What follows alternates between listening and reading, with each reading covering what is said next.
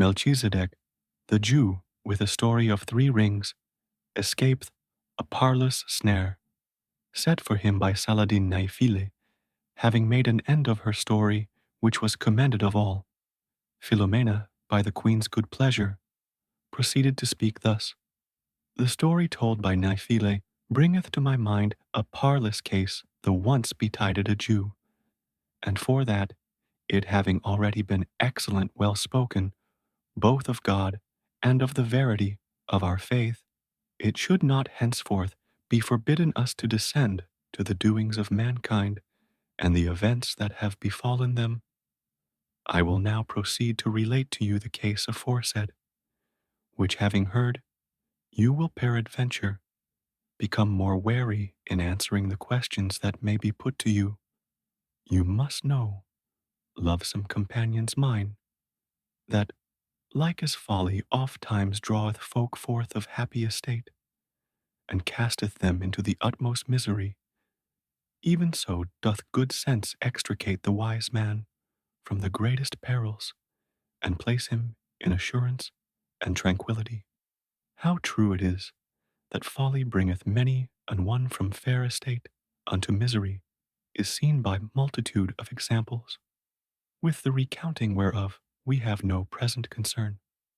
considering that 1,000 instances thereof do every day manifestly appear to us. But that good sense is a cause of solacement. I will, as I promised, briefly show you by a little story. Saladin, whose valor was such that not only from a man of little account it made him Soldan of Babylon, but gained him many victories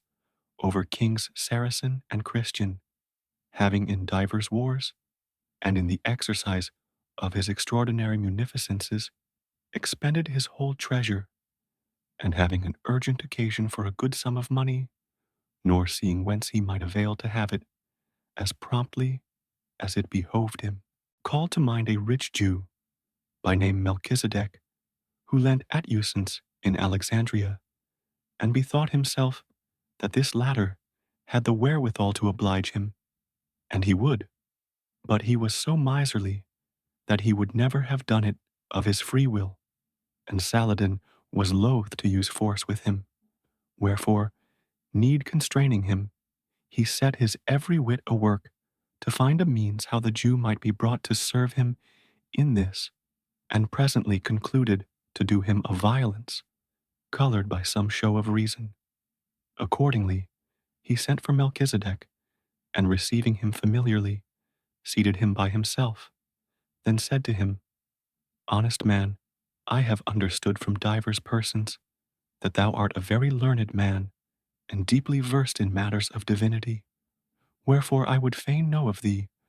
whether of the 3 laws thou reputest the true, the Jewish, the Saracen, or the Christian. The Jew, who was in truth a man of learning and understanding, perceived but too well that Saladin looked to entrap him in words, so he might fasten a quarrel on him, and bethought himself that he could not praise any of the 3 more than the others, without giving him the occasion he sought. Accordingly, sharpening his wits, as became one who felt himself in need of an answer by which he might not be taken at a vantage, there speedily occurred to him that which it behoved him reply, and he said, My lord, the question that you propound to me is a nice one, and to acquaint you with that which I think of the matter, it behoveth me tell you a little story,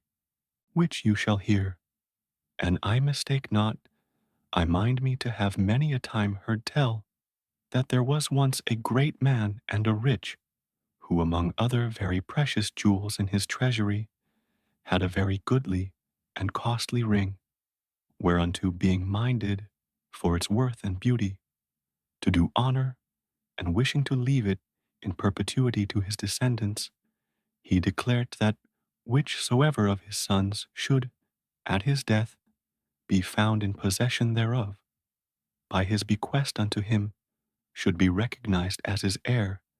and be held of all the others in honor and reverence as chief and head. He to whom the ring was left by him held a like course with his own descendants, and did even as his father had done. In brief, the ring passed from hand to hand through many generations, and came at last into the possession of a man who had 3 goodly and virtuous sons, all very obedient to their father, wherefore he loved them all 3 alike. The young men, knowing the usance of the ring, each for himself, desiring to be the most honored among his folk as best he might, besought his father, who was now an old man, to leave him the ring, whenas he came to die. The worthy man, who loved them all alike, and knew not himself how to choose to which he had liefer leave the ring, bethought himself, having promised it to each, to seek to satisfy all 3, and privily let make by a good craftsman other 2 rings, which were so like unto the first, that he himself scarce knew which was the true. When he came to die, he secretly gave each one of his sons his ring, wherefore each of them, seeking after their father's death, to occupy the inheritance and the honor, and denying it to the others, produced his ring in witness of his right, and the 3 rings being found so like unto one another that the true might not be known, the question which was the father's very heir abode pending, and yet pendeth. And so say I to you, my lord, of the 3 laws to the 3 peoples given of God the Father, whereof you question me, each people deemeth itself to have his inheritance, his true law, and his commandments, but of which in very deed hath them, even as of the rings, the question yet pendeth. Saladin perceived that the Jew had excellently well contrived to escape the snare which he had spread before his feet, wherefore he concluded to discover to him his need, and see if he were willing to serve him. And so accordingly he did, confessing to him that which he had it in mind to do, had he not answered him on such discreet wise. The Jew freely furnished him with all that he required, and the Soldan after satisfied him in full. Moreover, he gave him very great gifts, and still had him to friend, and maintained him about his own person in high and honorable estate.